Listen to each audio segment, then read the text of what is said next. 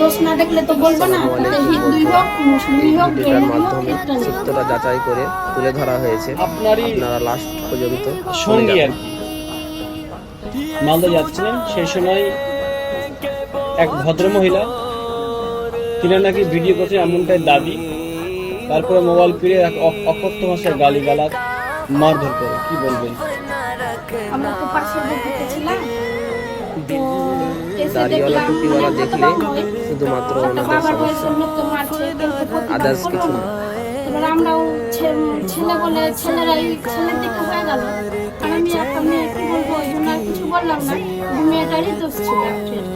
ও তো কিছুই তুলেনি, ওর ক্যামেরাটা অন ছিল, বুঝতে পারেনি। ওটা স্বাভাবিক মেয়েদের হতেই পারে, মানুষ তো সব মানুষ তো মোবাইলের এই সঙ্গে ঘটনাটা প্রথমবার হচ্ছে জানে তেমন না। কিছু না। এর আগেও কত এবং ঘটনা তার কি ঘটেছে। ভিডিও এসছে ক্যামেরায়?